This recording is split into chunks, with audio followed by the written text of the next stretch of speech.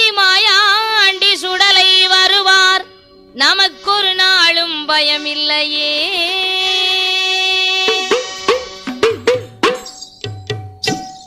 ஆதி கைலாசத்திலே பகவான் பார்வதி இருவரும் சிறப்பாக வாழ்ந்து வருகிறார்கள். சரி. கிண்ணர் வெம்புருடர் கிரீட வித்யாதரர் அனைவரும் புடைசூழ கைலாசத்திலே குலுவிருக்கின்றார் கரைக்கண்ட சிவபெருமான். 7-14 லோகமும் படைத்து எறும்புகடை யானை முதல் 84 லட்சம் சிவராஜிகளையும் படைத்து கல்லினில் தேரி வரை கற்குழியில் குழந்தை வரை படைத்து விட்ட மனுக்களுக்கு படியளக்க வேண்டுமென்று சிவபெருமான் திறந்தோறும் பூலோக மக்களுக்கு படியளக்க வருகிறார். அன்று பகவான் பார்வதி இடத்திலே, பெண்ணே பார்வதி, என்னங்க நான் படைத்த மனுக்களுக்கு படியளக்க போகிறேன், நான் வருவரைக்கு இந்த கைலாசத்திலே நீ இருப்பாயாக என்று பகவான் பார்வதி இடத்திலே சொல்லிவிட்டு பூலோக மக்களுக்கு எப்படி படியளந்து வருகிறார்? எப்படி படியளந்து விட்டு வருகின்றார்? நாளி நல்ல தினை எடுத்து, நாளி நல்ல தினை எடுத்து, நாளி நல்ல தினை எடுத்து, தினை எடுத்து, நாளி நல்ல தினை எடுத்து, பகவான் நாடு எங்கும் படியளந்தார் படியளந்தார், அங்கே நாடு எங்கும் படியளந்தார் படியளந்தார், அங்கே நாடு எங்கும் படியளந்தார் படியளந்தார். உரிய நல்ல தினை எடுத்து, உரிய நல்ல தினை எடுத்து, உரிய நல்ல தினை எடுத்து, பகவானும் உலகமெல்லாம் படியளந்தார் படியளந்தார், உலகமெல்லாம் படியளந்தார் படியளந்தார், அங்கே உலகமெல்லாம் படியளந்தார் பரமசிவோ, அங்கே உலகமெல்லாம் படியளந்தார் பரமசிவோ. பகவான் நாளை தினை எடுத்து நாடு எல்லாம் படியளந்தார். ஆமா. உரிய தினை எடுத்து உலகமெல்லாம் படியளந்து விட்டு படைத்த மனுக்களுக்கு பட்டினி இல்லாமலே படியளந்து விட்டு வருகிறார். ஆஹா. இங்கு பார்வதி பார்த்தாள், என்ன பகவானும் தினம் தினம் பூலோகத்திலே சென்று மக்களுக்கு படியளக்க போகிறேன்னு போறாரு. ஆமா. இவர் படியளந்துட்டு தான் வர்றாரா, இல்ல பட்டியா போட்டு தான் வராரா, படைத்த ஜீவன்களை பட்டினியாகத்தான் வைத்துவிட்டு வருகிறாரா என்று தெரியவில்லை. ஆமா. இன்று நாம் பகவானை சோதிக்க வேண்டும் என்ற எண்ணம் கொண்ட பார்வதா தேவி விஸ்வபெருமாவை அழைத்து, சரி, காஞ்சிபுரம் கம்பு வெட்டி கட்டிச்சிமிழ் உண்டு பண்ணி திருக்காணி பூட்டு விட்டு கொண்டு வாரும் என்று சொன்னாள். ஆஹா. விஸ்வபெருமா காஞ்சிபுரம் கம்பு வெட்டி கட்டிச்சிமிழ் உண்டு பண்ணி திருக்காணி பூட்டு விட்டு உமையவளிடத்திலே கொண்டு வந்து கொடுக்கிறார். சரி. பார்வதி பார்த்தாள், அந்த சின்ன சிமிழுக்குள்ளே ஒரு சிற்றெரும்பை பிடித்து அடைத்து தன் கட்டியிருந்த சேலை தலைப்பிலே முந்தானியிலே முடிந்து எக்களுக்குள் சொருகிக் கொண்டு பகவான் படியளக்க போன திசையை நோக்கி அமர்ந்திருக்கிறார். இன்றைக்குமே அப்படி அமர மாட்டார். பகவானோ பூலோகத்திலே படியளந்து விட்டு கைலாசம் வந்தார். கட்டளைக்கு பார்வதியை பார்த்தார். பெண்ணே பார்வதி, என்ன இது ஒரு நாளும் இல்லாத திருநாளாக இருக்கிறாய்? அதானே கோலமாக இருக்கிறது. படியளக்க போன திசையை நோக்கி பாதங்களை நீட்டி அமர்ந்திருக்க மாட்டாயே? அதானே தலைவரி கோலமாக இருக்க மாட்டாயே? என்னம்மா நடந்த விஷயம் என்று கேட்டார். சரி. உடனே பார்வதி, பகவானே, என்ன இன்று மக்களுக்கு பட்டினி இல்லாமல் படியளந்து வந்திருக்கிறீர்களா? ஆமாம்மா.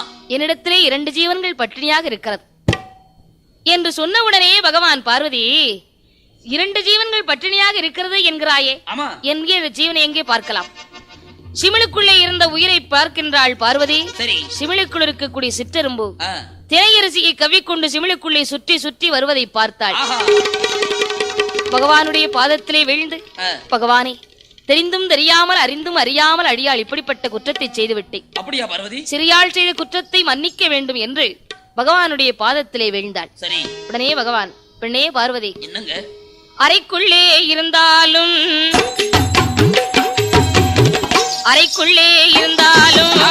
அரண் அறிய மாயம் உண்டோ, சிமிழுக்குள்ளே இருந்தாலும் சிவன் அறிய மாயம் உண்டோ என்று அந்த பகவானும் இன்னும் என்ன சொல்லுகிறார்?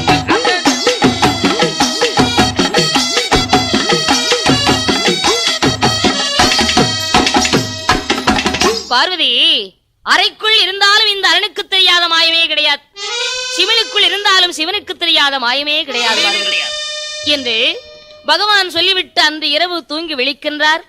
மறுநாள் தினத்திலும் படிகளுக்கு போக வேண்டும் என்று பகவான் புறப்பட்டார். சரி. பார்வதி, பகவானே, என்ன இன்று நானும் உங்களோடு கைலாசத்திலிருந்து பூலோகத்திற்கு வருவேன். நீங்கள் படிகளுக்கு சென்று விட்டால் கைலாசத்திலே நான் தனிமையாகத்தான் இருக்கிறேன். உங்களோடு நான் வராமல் இருக்க வேண்டுமானால் எனக்கு என்ன வரம் வேண்டும் தெரியுமா? உனக்கு என்ன வரம் வேணும் பார்வதி? கேளு. குஞ்சி நல்ல விளையாட குழந்தை ஒன்று வேணும் சுவாமி, குஞ்சி நல்ல விளையாட குழந்தை ஒன்று வேண்டும் சுவாமி, மடியில் வைத்து விளையாட மதனை ஒன்று வேணும்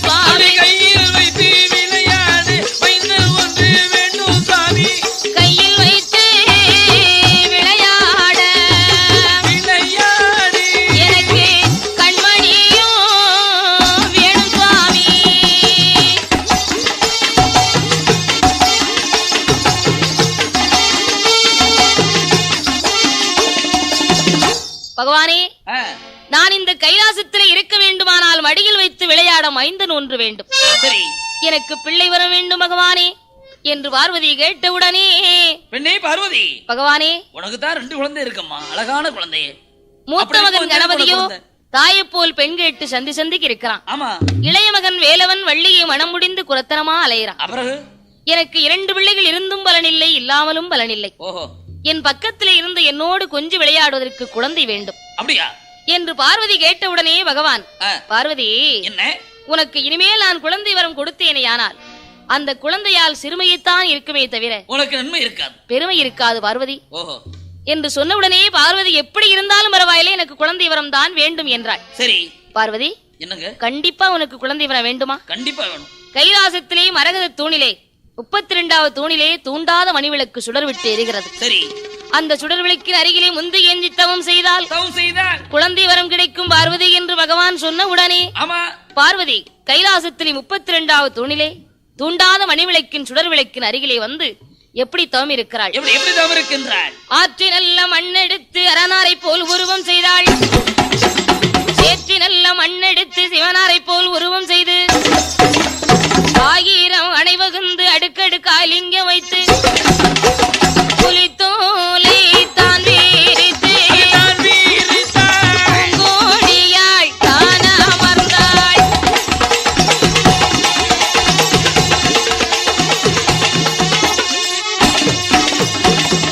தூண்டாத மணிவிளக்கின் அருகிலே வந்து முந்தானை ஏந்தி மூடிய கண்களை விழிக்காமல் அரகரா சிவசிவா அரகரா சிவசிவா என்று ஆண்டவனுடைய நாமத்தை சொல்லிக் கொண்டே தவம் இருக்கிறாள் பார்வதி. சரி, பகவான் பார்த்தார். பார்வதியுடைய தவநிலையை கண்டு அவளுக்கு தெரியாமலே வந்து பின்னாடி வந்து தூண்டாத மணிவிளக்கை சிவபெருமான் தூண்டிவிட்டார். தூண்டாத மணிவிளக்கை தூண்டிவிட்ட உடனே முத்துப்போல் 3 சுடர் பார்வதியுடைய முந்தானையில் முழுமுழுன்று வீழ்ந்தது. சுடர்கள் வீழ்ந்தவுடனே பார்வதிக்கு முந்தானை கனமாக இருந்தது. குழந்தை கிடைத்து விட்டது என்று கூட்டி பிடித்து கொண்டு வந்து பார்த்தாள். குழந்தை எப்படி இருக்கிறது? கைகால்கள் உறுப்பில்லை, கண்மூக்கு செவி இல்லை, அம்மி குழவி போன்று அங்கும் இங்குமாக உருளுகிறது. அம்மி குழவி கூட 2 பக்கம் முடி இருக்கு, அதுக்கு முடி இல்ல, மொட்டு முழுக்குது. பார்வதி பார்த்தாள், பகவானே, நான் பிள்ளை வரம் கேட்டதுக்கு இப்படிப்பட்ட பிடிமுண்டத்தை கொடுத்து விட்டீர்களே, இந்த குழந்தை வைத்து நான் எப்படி கொஞ்சம் விளையாடுவேன் என்று அழுதாள் பார்வதி. சரி, உடனே பகவான் பிரம்மனை அழைத்து அந்த குழந்தைக்கு உருப்படைக்க சொன்னார். பிரம்மா உருப்படைத்தார், பகவான் உயிர் கொடுத்தார். அந்த குழந்தைக்கு பெயர் கொடுக்க வேண்டுமென்று மைந்தன் சுடர் ஒளிவிலே பிறந்த காரணத்தினால் சுடலையீசன் என்றும் முண்டமாக உருண்டதினால் முண்டன் என்றும் இந்த மைந்தன் மயானம் போக வேண்டிய காரணத்தினால் மாயாண்டி என்றும் பேரிட்டு வளர்த்து வருகிறார்கள். சரி, அந்த குழந்தையை தரையிலே விட்டால் தண்டைக்கால் நோகும் என்று, பூமியிலே விட்டார் பொற்பாதங்கள் நோகும் என்று, தோளிலே தொட்டில் கட்டி துடையிலே நடவளர்த்தி நாளொரு மேனியும் பொழுது வண்ணமாக வளர்த்து வருகின்றார். சிறப்பாக மாயாண்டி சுடலையீசன் வளர்ந்து வரும்போது இங்கு திலைவன காட்டில் என்ன நடக்கிறது? என்ன நடக்கிறது? கட்டையில பிணம் இருந்து கதகதன்று வேகூதையா, எண்ணி நல்ல எருவடிக்கு ஈரமண்ணை மேல் பொதிந்து, பச்ச நல்ல எருவடிக்கு பச்ச மண்ணை மேல் பொதிந்து, தில்லைவன காடறில காடறி அங்கு மாண்டவினோ வேகுதையா வேகுதையா.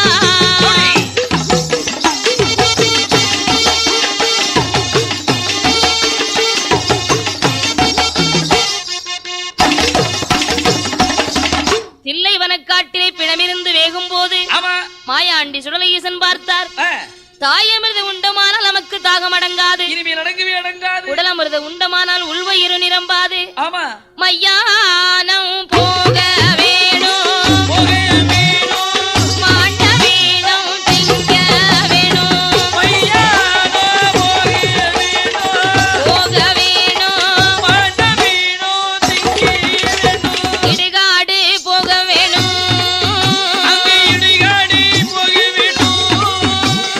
இறந்த வீணம் திங்க வேணும்,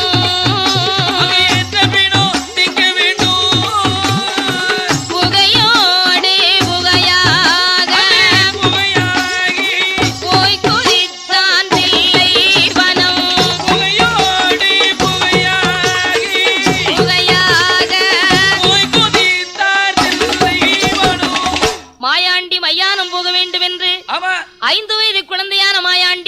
மாயாண்டி சுடலையீசன் புகையோடு புகையாக தில்லைவன காட்டிலே வந்து மாண்டவினத்தை எப்படி அருந்துகின்றார்? எப்படி அருந்துகின்றார்? மூட்டத்தையே பிரித்து விட்டார், மூட்டத்தையே பிரித்து விட்டார் முண்டன் அந்த மாயாண்டி. கால் மாடு வேகும் முன்னே தலைமாட்டை பிடித்திழுத்தார், தலைமாடு வேகும் முன்னே கால் மாட்டை பிடித்திழுத்தார். கையதிலே சிலது வீடம், வாயதிலே பிரமதிடம், பேய்களுக்கு விழுந்தளித்தார் பேயாண்டி சுடலையீசன். வாய்கள் எல்லாம் உன்வடிய, வாய்கள் எல்லாம் உன்வடிய பிணத்தை வாரி வாரி திங்களுற்றார்.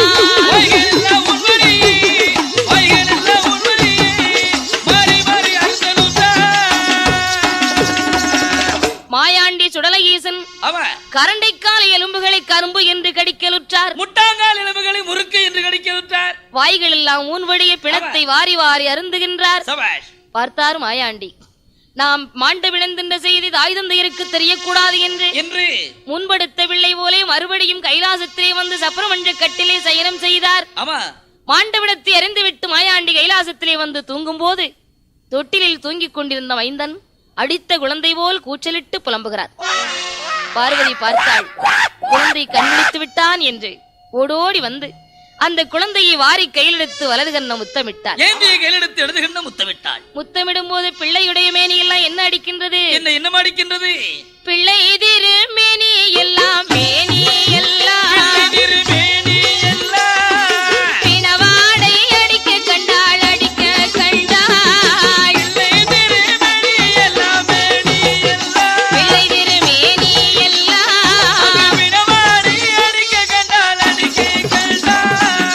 சவவாடை பிணவாடை, பிணவாடை மைந்தல் மேலே அடிக்க கண்டாள், அந்த மைந்தல் மேலே அடிக்க கண்டாள்.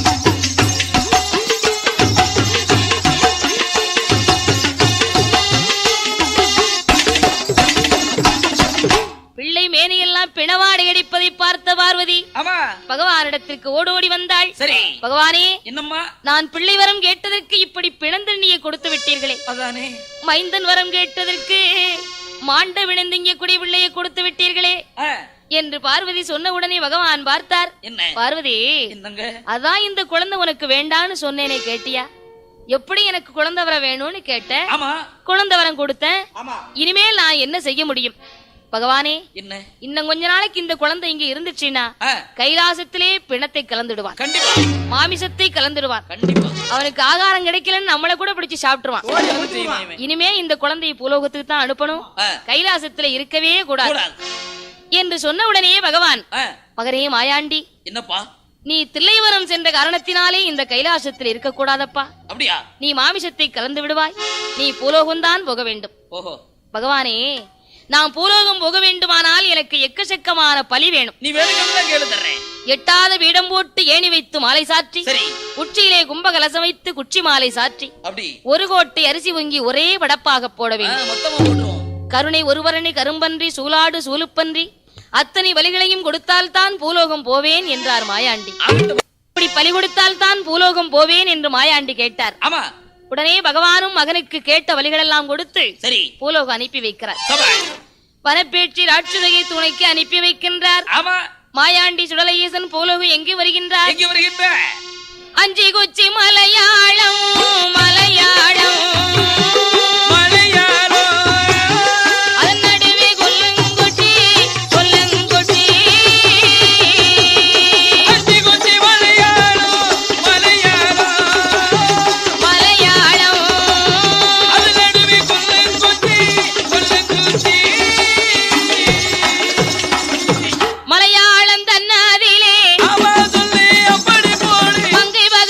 கோட்டைக்கு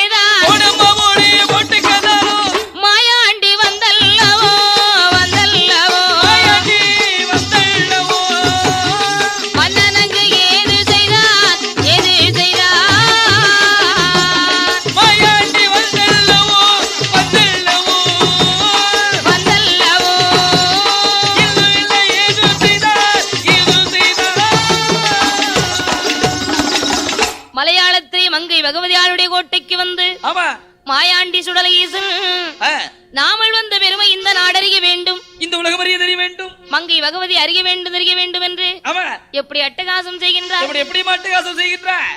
போறவரை வர அவரை பின்னே நின்று அடிக்கலுற்றார், பின்னே நின்று அடிக்கலுற்றார்.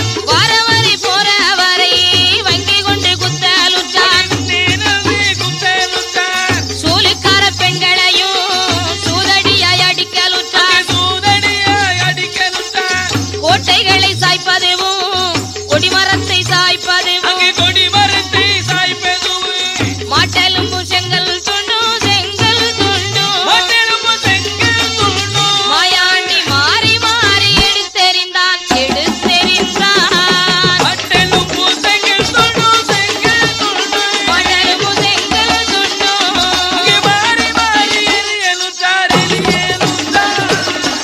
மாயாண்டி சுடலஈசன் அட்டகாசம் செய்யும் போது சரி எல்லோரும் கண்விழித்து பார்த்தாலும் காண முடியவில்லை. ஒரு நாள் சாம நேரத்திலே மங்கை பகவதிக்கு பூஜை செய்யக்கூடிய பூஜை செய்யும் போது சிறு குழந்தையான மாயாண்டி தீபத்தட்டை பிடுங்கி செவிட்டோடு அடித்தான். பார்த்தார் வேதிகர், அம்மா பகவதி, உனக்கு நான் என்ன குறைவற்றிருக்கிறேன்? இல்லையே. தினம் தினம் சாம பூஜை நடத்தும் போது இன்று யாரோ ஒரு 5 வயது குழந்தை என்னை அடித்து விட்டானே, அவனை யாரென்று பார்க்க வேண்டும் தாயே என்று அலறி புலம்பினார். சரி, பகவதி பார்த்தாள். அப்படி நம்முடைய கோட்டையிலே அட்டகாசம் செய்யக்கூடியவன் யாரென்று தெரியவில்லையே, பார்க்க வேண்டும் என்று இரவு 12 மணி அளவிலே சரி காற்றடித்தாலும் இளைய செய்யாது கடிய சாம வேளையிலே ஒன்று தின்று ஊரரங்கும் ஒரு சாம வேளையிலே 4 தெருக்களும் சுற்றி நடுத்தருவி வார போது மாயாண்டி 5 வயது குழந்தையாக தனிமையாக விளையாடி கொண்டிருக்கிறார். பார்த்தாள் பகவதி, யாரடாவோ சிறுவயேலை யாரு மற்ற நள்ளிரவில் தனிமையிலே வந்து நிற்கும் தன்னவாளை யாரடானி ஒரு பேரு சொல்லிடுவாய் ஒரு பாலகனே சொல்லிடுவாய். யாரடா சிறுவையிலே யாருமற்ற நள்ளிரவில் தனிமையாக வந்து நிற்கிறாயே, உன் ஊர் என்ன பேர் என்ன என்று பகவதி விசாரித்தாள். சரி, உடனே மாயாண்டி, அம்மா பகவதி, நான் யாருன்னு கேக்குறியா? யாரப்பா நீ? நான் யாரு தெரியுமா? யாரு? பிறந்ததுதான் கைலாசம், நான் பிறந்ததுதான் கைலாசம், வளர்ந்ததுதான் தில்லைவானம், பெற்றாளை பார்வதியா, பேர் கொடுத்தார் பரமசிவம், என் பேரு மாயாண்டி, வளர்த்தாளே வனப்பேட்டி, வளர்ப்போருக்கு பிள்ளையாக வந்தேன் அம்மா உந்தனிடம்.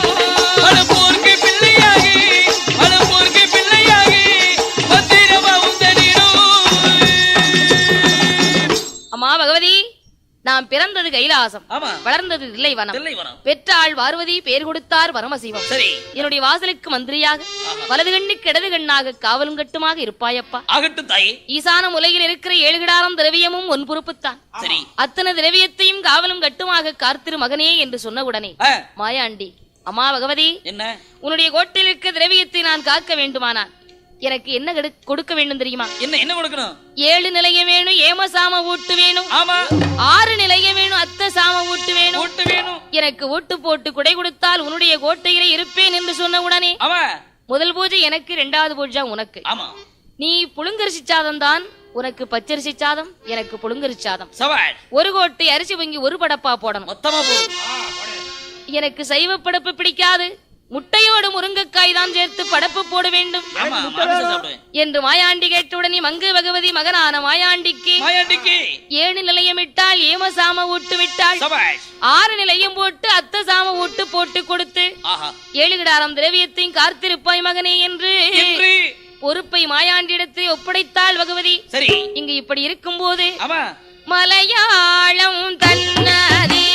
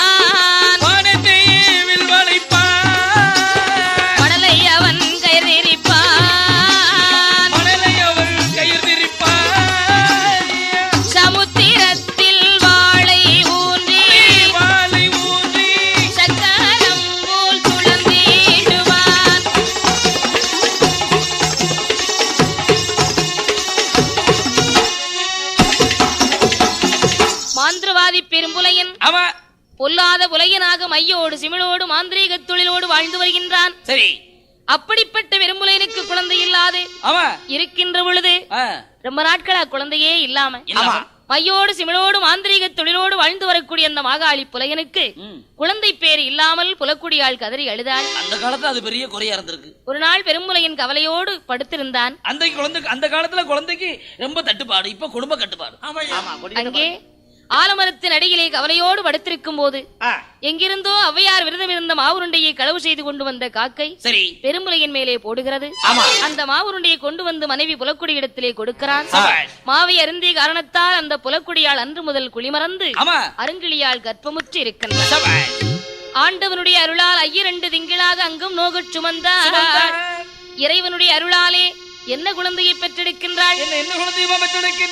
அழகான பெண் குழந்தையை பெற்றெடுத்தாள். அந்த குழந்தையை நாளொரு வேணியும் பொழுதொரு வண்ணமாக அருமை விருமையாக வளர்த்து வருகிறார்.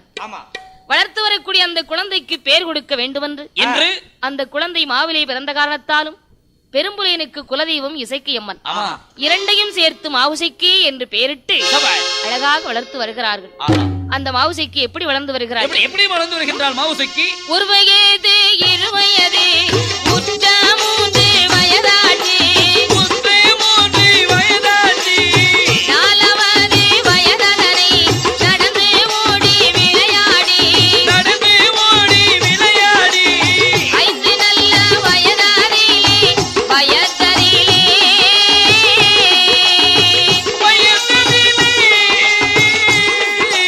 ஆசானிடத்தில் கல்வி கற்றாள்.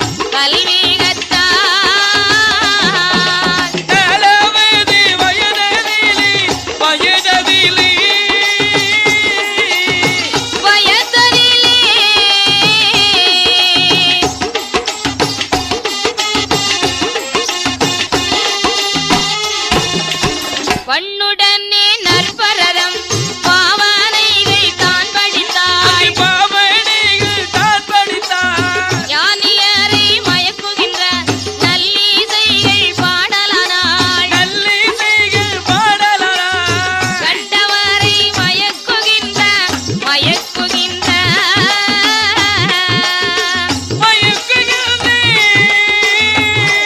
அவள் கண்ணி நல்ல பருவம் மானாள்.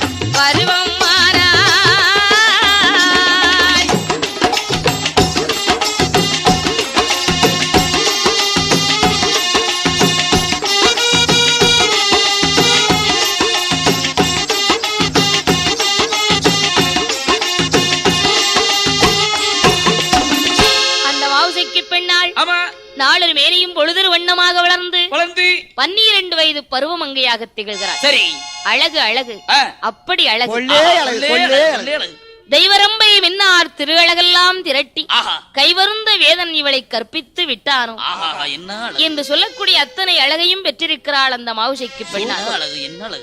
புருவரண்டு கருப்பொழிய பின்னே ஒரு கருப்பும் இல்லை, தலைமுடிய கருப்பொழிய தானே ஒரு கருப்பும் இல்லை. மிகவும் அழகுள்ள பருவ பெண்ணாக திகழும் போது பெரும்புலையின் தன் மகளுடைய அழகை பார்த்து என்ன எண்ணுகின்றான்? தன்னழகு போதாது தங்க நகையால் அலங்காரம் செய்ய வேண்டும், மகளுக்கு அழகு போதாது அழகாக நகை போட்டு அலங்கரிக்க வேண்டும் எண்ணம் கொண்ட பெரும்புலையன் மனசில் நினைக்கும் போது கையில எந்த பொருளுமே கிடையாது. பணம் இருந்தால் தானே மகளை அலங்கரித்து பார்க்க முடியும். எங்காவது திரவியங்கள் இருக்கிறதா என்று அஞ்சன மை போட்டு ஆராய்ந்து பார்க்க வேண்டும் என்று சிறு சுளவி எடுத்தான். சிதம்பர சக்கரத்தை வரிந்தான். அஞ்சன மை போட்டு ஆராய்ந்து பார்க்கிறான். அஞ்சன மை போட்டு ஆராய்ந்து பார்க்கும் போது மாயாண்டி சுடரேசனுடைய காவல் இருக்கின்ற 7 கிடாரம் திரவியத்தையும் பார்த்தான். ஆஹா, வாய்த்தா போலே வாய்த்தேருக்கு வான்கரும்பு பூஞ்சோலை வாய்த்தேருக்கு 7 கிடாரம் திரவியத்தை ஏற்ற பெரும்புலையன் கண்ணில் கண்டான். சந்தோஷம் கொண்டல்லவோ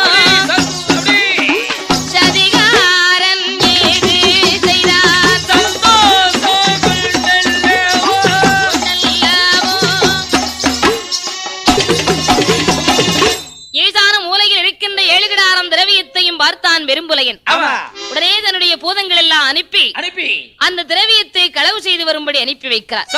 அதன் மாதிரி அந்த பூதங்களும் அந்த திரவியத்தை எல்லாம் திருடிக்கொண்டு ஏலோல பாடிக்கொண்டே வருகிறது. அல்லாத பூதங்கள் எல்லாம் திரவியத்தை களவு செய்து கொண்டு வருகின்றது. மாயாண்டி சுடலகேசன் காடு சுற்றி வேட்டையாடச் சென்ற பின்பு மாயாண்டி இல்லாத நேரத்திலே பூட்டை உடைத்திட்டது, பொக்குஷ பெட்டியை தூக்கிட்டது, 7 கிடாரம் திரவியத்தின் தூக்கிக் கொண்டு ஏழோ பாடிக்கொண்டு வெறும்புலின் இடத்திலே கொண்டு வந்து கொடுக்கிறது. இங்கு மாயாண்டி சுடலகேசன் வேட்டையாடி விட்டு வந்து பார்க்கின்றார், திரவியத்தை காணவில்லை. பூட்டை உடைத்திருக்கு, பொக்குஷத்தை காணவில்லை. ஓடோடி வந்தான், பகவதி இடத்திற்கு வந்தான். மாயாண்டி என்ன கேட்கிறார்? அம்மா பகவதி, ஒரு நாளுமில்லா திருநாளாக என்னுடைய காவல் இருந்த 7 கிடாரம் தேவியத்தையும் களவு செய்து போயிருக்கிறது. பூட்டை உடைத்து பொக்குஷத்தை தூக்கி இருக்கிறது. என்னுடைய காவல் இருக்கக்கூடிய திரவியத்தை களவெடுக்க வேண்டுமானால் அவ்வளவு தைரியம் யாருக்கு வரும்? அப்படிப்பட்ட ஆள் யார் என்பது உனக்குத்தான் தெரியும்.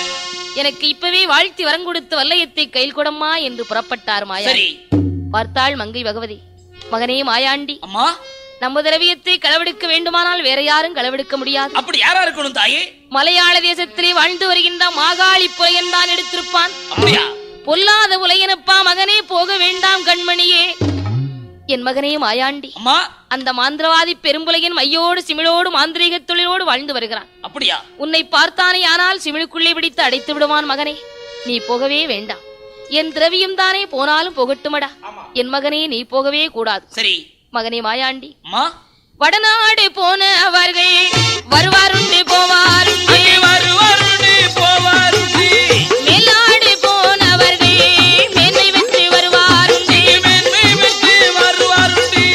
கீழ்நாடு போனவரை கீர்த்தி வெற்றி வருவாருண்டு, தென்னாடு போனவரை மகனே திரும்பி வர பார்த்ததில்லை.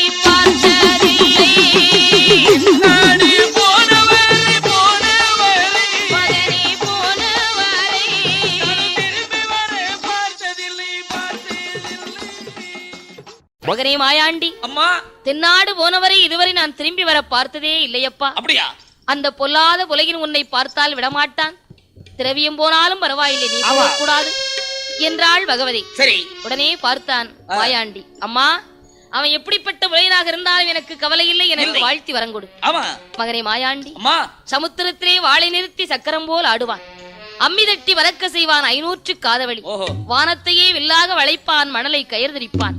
அப்படிப்பட்ட உலகினிடத்திற்கு நீ போகக்கூடாது என்று சொல்லியும் கேளாமல் மாயாண்டி கண்டிப்பாக களவெடுத்த கல்வரை கருவறுத்தே வருவேன் என்று அந்த பெரும்புலைய மந்திரத்தை நான் பார்த்து வருகின்றேன். எண்ணி 8 நாளைக்குள்ளே பெரும்புலையின் மந்திரமும் பேயாண்டி தந்திரமும் மாந்திரவாதி மந்திரமும் மாயாண்டி தந்திரத்தையும் எண்ணி 8 நாளைக்குள்ளே பார்த்திரம்மா என்று சரி வாழ்த்தி வரம் கொடுத்தாள். வல்லையத்தை கையில் கொடுத்தாள்.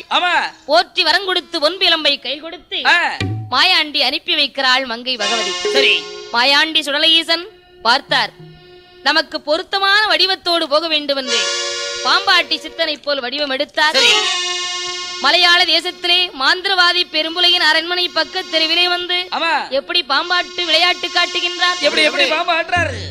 4 தெருவதிலும் 4 கம்பம், 4 தெருவதிலும் 4 கம்பம், நடுத்தெருவதிலே பொன்னு கம்பம், பொன்னு கம்பம் அதிலே பூவை சூடி பூவாலநாதரை போல் ஆடு பாம்பே, நீ ஆடு பாம்பே, விளையாடு பாம்பே.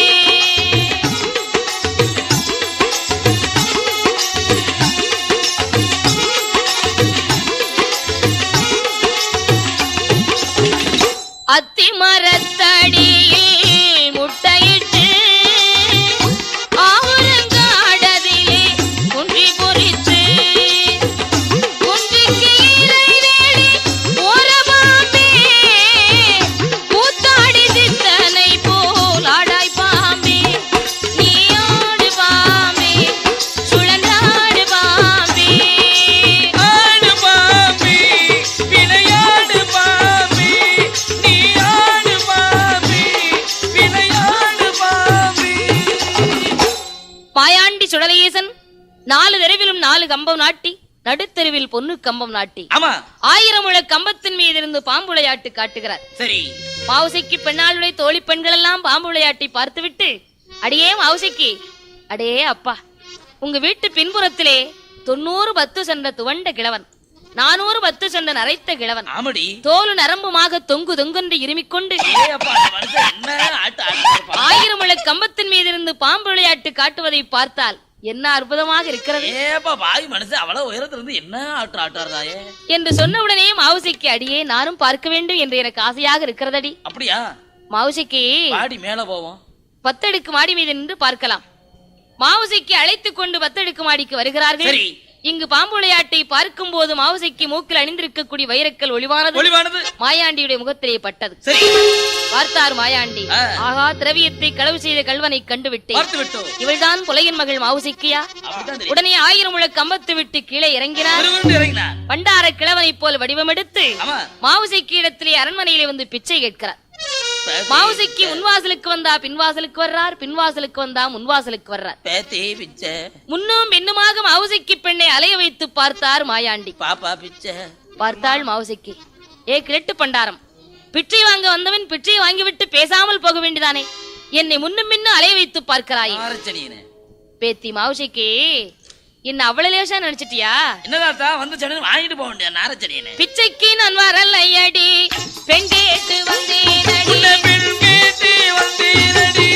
பிச்சைக்கு நான் வரலையடி, பெண் கேட்டு வந்தேருக்கேன்,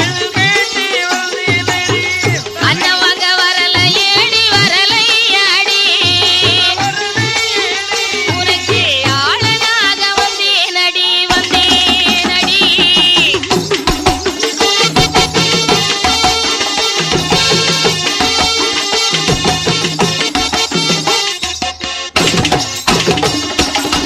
பேத்தி மாவுசைக்கு, நாம் கஞ்சி வாங்க வந்த நினைச்சிட்டியா?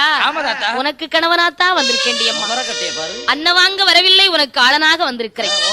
அது வேற வேண்டியதா? ஏதாத்தா தாடி நரைச்சி தள்ளாடும் காலமாச்சு, மீசையெல்லாம் நரைச்சி விடுவிடுத்த காலமாயிட்டீங்க. மீசை நரைச்சா தாத்தாவுக்கு ஆசைமா நரைச்சு, தாத்தா தாடி நரைச்சா என்ன தாத்தாவுக்கு அம்பூட்டு ஆசையும் நரைச்சா போகும். தாத்தா புள்ள இவ்வளவு வயசான காலத்துல கொண்டு வயசு பொண்ண கல்யாணம் பண்ண நினைக்கிறீங்களே, தாத்தாவுக்கு ஓ மேல எம்பு ஊட்டு இது தெரியுமா? உங்க நினைப்பு தான் பொழப்பையே கெடுக்க போகுது. உன்னை பார்க்கும் போது எனக்கு ஒரு மாதிரியா வருது. தாத்தா, பேத்தி, உங்களுக்காகத்தான் என் தகப்பன் பெரும்புலையின் 7.5 கிலோ வச்சு வளர்க்கிறானா? யாருக்காக உங்க அப்பா இப்படி எல்லாம் வளர்க்கானு பார்த்தா எல்லாம் அமுக்குத்தான். மா குளிச்சது மஞ்சள் குளிச்சதெல்லாம் உங்களுக்காகத்தானா தாத்தா? தாத்தா, நீங்க மரியாதை பிச்சை வாங்கிட்டு போயிடுங்க. தாத்தா போவன் பாக்கியா? இந்த வார்த்தை எங்க அப்பன் பெரும்புலையன் கேட்டா என்ன நடக்கும் தெரியுமா? உங்க அப்பா வந்தா என்ன சொல்லுவான்? ஈயாக பறந்தாலும் எருதுண்டம் செய்திருவான், காற்றாக பறந்தாலும் கண்டதுண்டம் செய்திருவான். தாத்தாவை பார்த்த உடனே உங்க அப்பா வாங்க மாப்பிள்ளைன்னு சொல்லுவாரு. மாமன் பெரும்புலையன் வருவான், என் மாமன் பெரும்புலையன் வருவான், இப்போ வருவான், அவன் மகளை மனம் முடித்து தருவான், அவன் மகளை மனம் முடித்து தருவான்.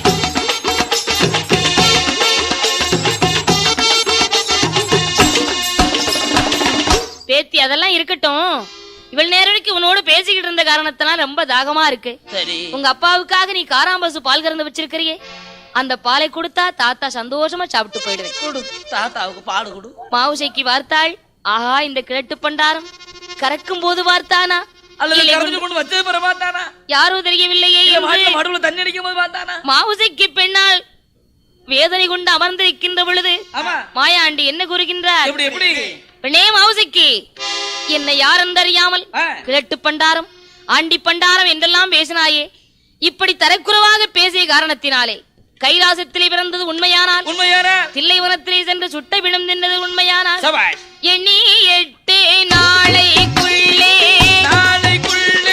திட்டமுடன் கற்பழிப்பேன், நாளைக்குள்ளே எண்ணி 8 நாளைக்குள்ளே உன்னை கற்பழிக்காவிட்டால் என் பேர் மாயாண்டி அல்ல. மாருதட்டி சபதம் செய்துவிட்டு மாயாண்டி மாயமாய் மறைந்து விட்டார். மாவுசைக்கு அழுத கண்ணும் சிந்தையுமாக அமர்ந்திருந்தாள்.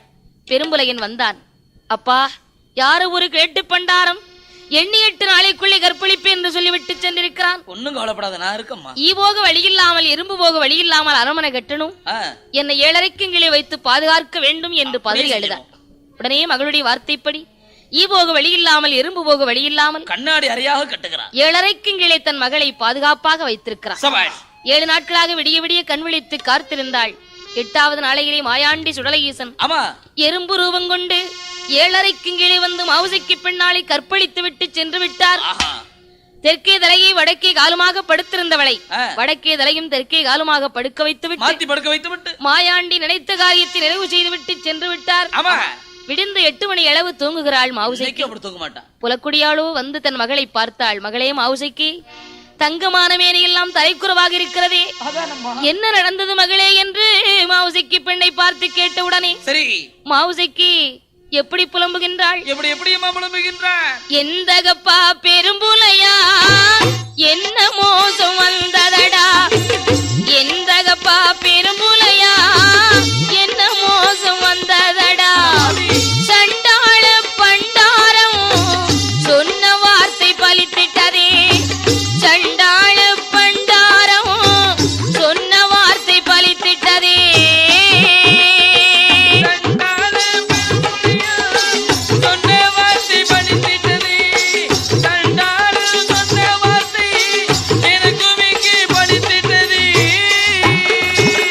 மாந்திரவாதி என்று சொல்லி மாநிலத்தில் வாழலாமா, மையதற்கு சிமிழதற்கு மண்ணை வெட்டி புதைத்தால் என்ன, தலைமகளோ கற்பொழிய தானே நீயும் வாழலாமா, உன் மகளோ கற்பொழிய உலகத்திலே வாழலாமா,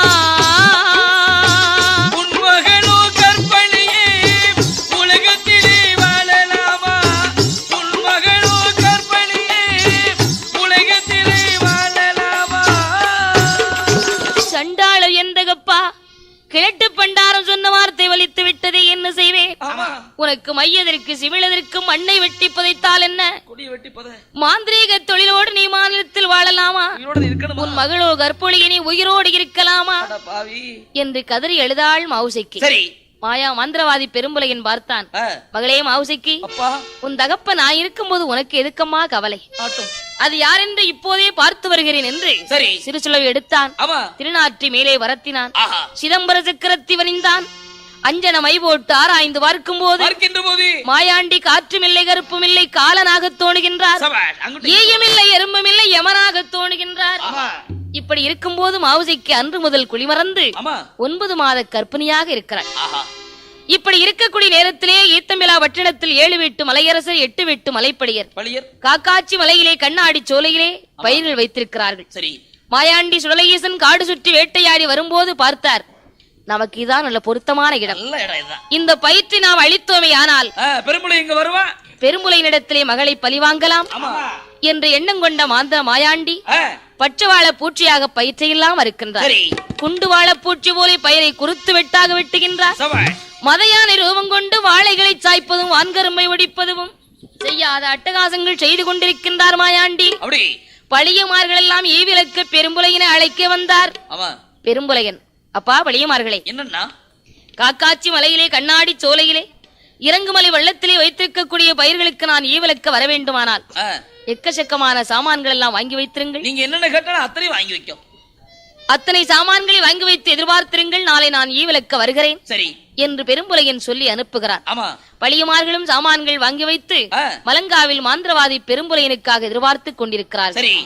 இங்கு பெரும்புலையன் மலங்காவுக்கு ஈவிலக்கு புறப்படும் போது பெரும்புலையன் மனைவி புலக்குடியோ, சுவாமி நீங்கள் இன்னைக்கு போகவே கூடாது, நேற்று நான் பொல்லாத கனவு கண்டேன், நமது மகளின் நரபலி கொடுக்க கண்டேன், வெளிநாட்டை வேங்க திங்க கண்டேன், சண்டாள தேவாதி உங்களை செவிட்டோடு அடிக்க கண்டேன், நீங்கள் போக கூடாது என்று புலக்குடியால் அழுது புலம்பிய உடனே பெரும்புலையன், பெண்ணே புலக்குடி, நீ எத்தனை சொன்னாலும் கண்டிப்பாக நான் இன்றைக்கு ஈவிலக்க போய்த்தான் ஆக வேண்டும் என்று தண்டியில் அலங்கரித்தான்.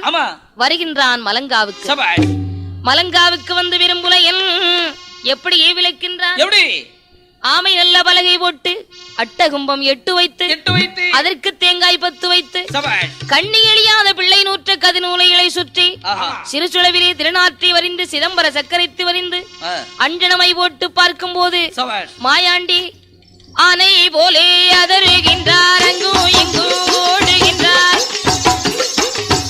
பூனை போலே பதுங்கலுற்றார், புலிப்பாய்ச்சல் பாயலுற்றார். சிறுசுளவை தான் பிடுங்கி எட்டி செவிட்டோடு அடிக்கலுற்றார்.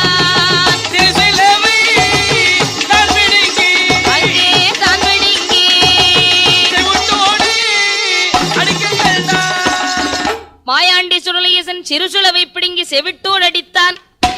அடே விரும்புலையா, யாரென்று தெரியாமல் நான் இருக்கக்கூடிய இடத்திற்கு நீ விளக்க வந்திருக்கிறார் என்று சிறுசுளவை பிடுங்கி செவிட்டோடு மாயாண்டி அடித்த உடனே அடிவட்ட வேதனை தாங்காமல் பெரும்புலையின் அலறியை தரையிலே சாய்ந்தார். பழியுமார்கள் எல்லாம் வந்து பெரும்புலையினை கைப்பிடியாக பிடித்து அமர வைத்தார்கள். பெரும்புலையன், அட சண்டாள தேவாதையே, உனக்கு என்ன வேண்டும் என்பதை வாங்கிக் கொண்டு அண்ணனும் தம்பியுமாக சந்தோஷமாக இருக்கலாமே, உனக்கு என்ன வேண்டும் என்று கேட்டார். சரி, டே விரும்புலையா, என்ன தேவாதை, நான் கேட்டதெல்லாம் கொடுத்துடுவாயா? வேணுங்கிறத கேளுதாரே. இந்த அடர்ந்தவன காட்டுக்குள்ளே சரி எனக்கு ஊட்டு போட்டு கொடை கொடுத்தால் நீ சொன்ன கட்டளைக்கு நான் கட்டுப்படுவேன். நீ கேக்குற மாதிரி நான் ஊட்டு போட்டு கொடுக்க, நான் சொல்றது நீ கேளு. கருணை ஒருவரணி கரும்பன்றி ஒருவரணு, சூலாடு சூலுப்பன்றி பாலாடு பாலுப்பன்றி, கருங்கிடாய் செங்கிடாய் துள்ளு மரிது வளங்குட்டி, அத்தனையும் மாயாண்டிக்கு மாந்திரவாதி பெரும்புலையின் பலி கொடுத்தான். அத்தனை பலியும் ஏற்ற மாயாண்டி பெரும்புலையினை பார்த்து என்ன கூறுகின்றார்? அடே விரும்புலையா, என்ன தேவாதை, இந்த பலிகள் எல்லாம் எனக்கு ஏற்காதடா. உனக்கு என்ன வேணும்? நரபலி கொடுத்தால் தான் உடைய சிமிழுக்குள் 3.25 நாளிகைக்கு அடைபடுவேன். தேவாதையே, நரபலியா? 3.25 நாளிகை கழித்து விட்டால் உன்னையே நான் மோசம் செய்வேனடா. நரபலியும் சாதாரணப்பட்ட பலி இல்ல. ஒருவனுக்கு ஒரே மகளாக இருக்க வேண்டும், தலைப்பிள்ளையாக இருக்க வேண்டும், தலைப்பிள்ளை சூலியாக இருக்க வேண்டும். அது 9 மாச கர்ப்பிணியா இருக்கணும். 5 மாசம் 6 மாசம் இருக்க கூடாது, 9 மாத கர்ப்பிணியாக இருக்க வேண்டும். 9 மாத கர்ப்பிணியை ஊட்டு போட்டு குடை கொடுத்தால் 3.25 நாளிகைக்குள் சிமிழுக்குள் அடைபடுவேன் என்று சொன்ன உடனே மாந்திரவாதி பார்த்தான். சண்டாள தேவாதையே, சாதாரணப்பட்ட பலினா எவன் தலையிலாவது கையை வச்சு இழுத்துட்டு வந்துருவானே, 9 மாத கர்ப்பிணிக்கிறாய், எங்க போய் தேடுவேன்? தலைப்பிள்ளையா இருக்கணும், தலைப்பிள்ளை சூலியா இருக்கணும் கேட்கிறையே, எங்க போய் தேடுவேன் என்று புலம்பும் போது, என்னடா உனக்கு யோசனை? உன்மகள் இருக்கின்றாளே, அவளை கொண்டு கூட்டு போட்டு. அட சண்டாள தேவாதை, என் மகளின் எங்கே வைத்து பார்த்தாய்? பிச்சைக்கு நான் வந்தேனடா, பெண்மகளை கண்டேனடா, பெண்மகளை கண்டேனடா, பிச்சைக்கு நான் வந்தேனடா, பெண்மகளை கண்டேனடா, பெண்மகளை கண்டேனடா, கண்டி வாங்க வந்தேனடா, வந்தேனடா, உன் கண்மணியை கண்டேனடா, கண்டேனடா, கண்டி வாங்க வந்தேனடா, கண்மணியை பார்த்தேனடா, பார்த்தேனடா. சீக்கிரம் உன் மகளை அழைத்து வந்து எனக்கு ஓட்டு பறி கொடடா. சொன்ன உடனே வார்த்தான், மகள் வரிதெல்லாம் வந்திரம்தான் பெரிது, தலைமகள் வரிதல்ல தந்திரம்தான் பெரிது என்று தன்னுடைய அரண்மனைக்கு வந்து மகள் மாவுசைக்கியை பார்த்து, மகளே மாவுசைக்கி, நம்ம குலதெய்வத்திற்கு ஓட்டு போட்டு குடை கொடுக்கிறேன், சரிப்பா, நீ மலங்காவில் வந்து மாவு பூஜை வார்த்தைனா அழகான மகனை பெத்தெடுப்ப. காவு பூஜை எப்படி வர முடியும்? நீ கண்மணியை பெத்தெடுப்பாய் மகளே. நான் ஈரோடுல இருக்கனே, வர முடியுமாப்பா? உனக்காகவே 7 அடுக்கு பரன் கட்டி வச்சிருக்கிறம்மா. சரி என்று அழைத்தான் பெரும்புலையன். மாவுசைக்கு காவு பூசையும் பார்க்க வேண்டாம், கண்மணியும் பிறக்க வேண்டாம், வரமாட்டேன் என்று மறுத்தாள். உடனே பெரும்புலையன், மகளே, நீ காவு பூசைதான் பார்க்க வராட்டாலும் அந்த தெய்வத்தினுடைய விபூதியாவது நெற்றியில் வைத்துக் கொள்ளம்மா என்று மையெடுத்து அணிந்தான். மகள் மதிமயங்கினாள். இதோ வருகிறேன் என்று புறப்பட்டாள். வாழைத்தடி தண்டியில் அலங்கரித்து மகளை கொண்டு வந்தான். மகளே மாவுசைக்கு, நீ கீழே இருந்து பார்த்தா இந்த இதெல்லாம் தெரியாதம்மா, மேல இருந்து பாரு, உனக்காகவே பரன் கட்டி வச்சிருக்கிறேன், பரன் மீது இருந்து பாரம்மா என்று மகளை பரன் மீது அமர வைத்து விட்டு பெரும்புலை என் மகள் கைகால்களை கட்டுவதற்காக கத்தாழைனார் கிழிக்க வந்தான். கத்தாழைனார் கிழித்து வந்ததை பார்த்த உடனே மாவுசைக்கு எப்படி புலம்புகிறார்? எந்தகப்பா சண்டாளா, என்ன மோசம் செய்ய போறார்? எந்தகப்பா சண்டாளா, என்ன மோசம் செய்ய போறார்? எந்த ஒரு தேவாதைக்கும் என்னை பலி கொடுக்க போறார்? எந்த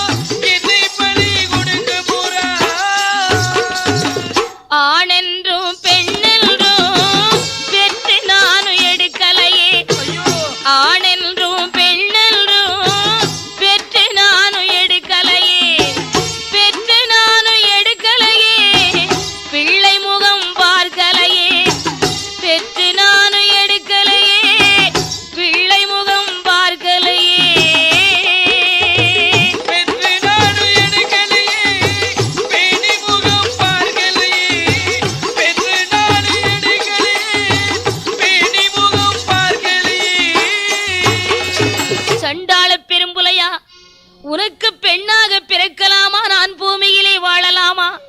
பெண்ணாக பிறக்க முன்னால் மண்ணாக பிறந்திருந்தாலும் எனக்கு மகிமை கிடைத்திருக்குமே. என் தாயோ சண்டாளி கருவாக சனிக்கும் போது கருமருந்தை தின்றாள் இல்லை. கருவாக சனிக்கும் போது கருமருந்தை தின்றாள் இல்லை. உருவாக சனிக்கும் போது ஒரு மருந்தை தின்றாள் இல்லை. உருவாக சனிக்கும் போது ஒரு மருந்தை தின்றாள் இல்லை.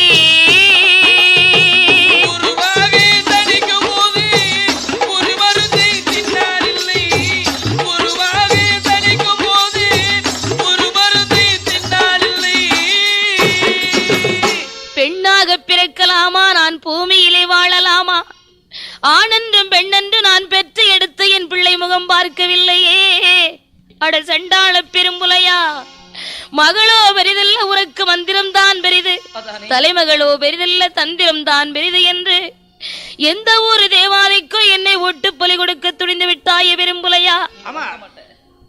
உனக்கு கொள்ளிக்கு பிள்ளையற்று கொடி முடிந்து போவாயடா.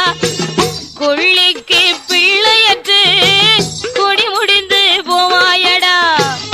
எள்ளும் கூறுக்கும் அது நிறந்து மூளைக்குமடா.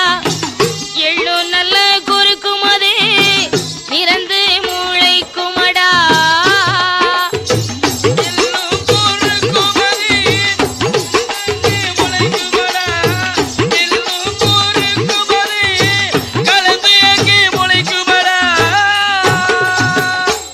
கோட்டையிலே எள்ளுங்குருக்கு நிறந்து முளைக்கும், கொள்ளிக்கு பிள்ளையற்று கொடி முடிந்து போவாயடா என்று கதறி எழும்போது பெரும்புலையன் மகள் என்று கூட பார்க்காமல் கத்தாளினாரால் கைகால்களை கட்டும் போது,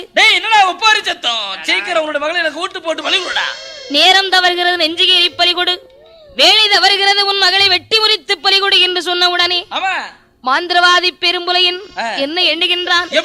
பாளையர் வாளை கையில் எடுக்கும் போது, என் தகப்பா பெரும்புலையா, பாளை அருவாளை பார்க்கும் போது பதறுதடா அங்கமெல்லாம். அருவாளை பார்க்கும் போது எனக்கு அதிருதடா மேனி எல்லாம்.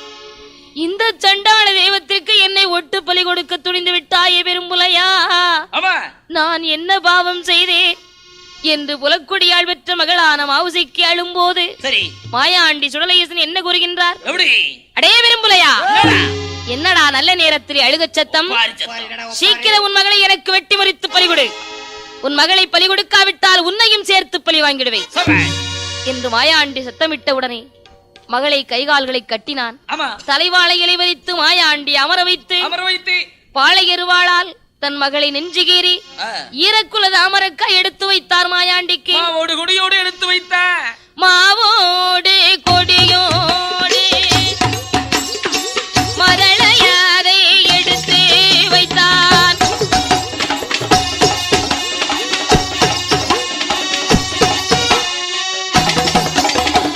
ஈரக்குல தாமரக்கா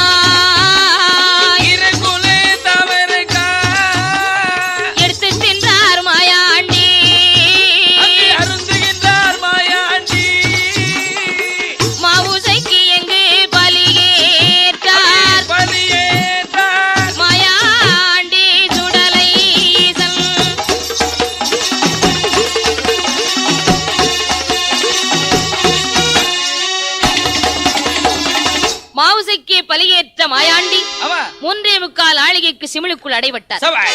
பெரும்புலையின் அடைபட்ட சிமிழை நீலகண்ட கசத்திலே தாழ்த்துவிட்டு இன்றைக்கோட சனியன் தொலைஞ்சது. பொல்லா தேவாதையை கசத்திலே தாழ்த்து விட்டோம். பயமே இல்லை என்று அரண்மனைக்கு வந்தார். பெரும்புலையின் மனைவி புலக்குடியாள் நீலகண்ட கசத்திற்கு தண்ணீர் எடுக்க வேண்டும் என்று வந்தாள். அந்த கசத்திலே வந்து தண்ணீரை கோரும் போது நீலகண்ட கசத்திலே தாழ்த்த அந்த சிமிழானது செப்பு குடத்துக்குள்ளே வந்து விட்டார். குடத்து தண்ணீரை கொண்டு வந்து அரண்மனையில இறக்கினாள். கணவனுக்கு சாதம் வைத்தாள். பெரும்புலையின் ஒருவாய் சாதம் கூட எடுத்து சாப்பிட்டிருக்க மாட்டான். குடத்துக்குள் இருந்து செமிழானது துள்ளி எழுந்து வெளியே வந்து விழுந்தது. பார்த்தான் பெரும்புலையன், ஆஹா, சண்டாள தேவாதை இங்கு வந்து விட்டானே, இனி நான் என்ன செய்வேன் என்று பயந்து அந்த கசத்திலே எடுத்து வந்த சிமிழை கொண்டு வந்து கட்டுப்பட்டியிலே கட்டி உயரத்திலே கட்டி தூக்கினார். ரோட்ல கட்டி தூக்கி விட்டான். 3.25 நாளிகை கழித்தது. ஆமா. சிமிழதுவும் வெடித்திட்டது. சிமிழதுவும் வெடித்திட்டது. சீறி பாய்ந்தார் மாயாண்டி. சீரகந்த மாயாண்டி. பொல்லாத புலையனையும் பொல்லாத புலையனையும் கருவறுத்தார் மாயாண்டி. கருவறுத்தார் மாயாண்டி. திட்டமுடன் கருவறுத்து கருவறுத்து திரவியத்தை களவு செய்த களவு செய்த புலையனையும் கருவறுத்தார். திரவியத்தை களவு செய்த புலையனுடைய குடும்பத்தையும் பொல்லாத புலையனுடைய குடும்பத்தை கருவறுத்த மாயாண்டி அங்கிருந்து புறப்பட்டு பூலோகம் போக வேண்டும் என்று எங்கே வருகின்றார்? எங்கே வருகின்றார்? குபுகுவந்தார் விழும் குற்றாலத்திலே தீர்த்தமாடி அங்கிருந்து அடிபணிந்து சேர்வை செய்து பொன்காசி விளையும் தென்காசி விலக்கு விட்டு திருநெல்லை அம்பலம் கடந்து செம்மப்புதூர் நன்னகரில் சிறப்புடனே வந்தமர்ந்து ஊருக்கு ஒரு புறத்தில் உற்றதொரு வீதியிலே அக்கினி முத்தாள் துணையோடு தாயும் நல்ல மகனுமாக தானமர்ந்தார் மாயாண்டி. மகனுமாக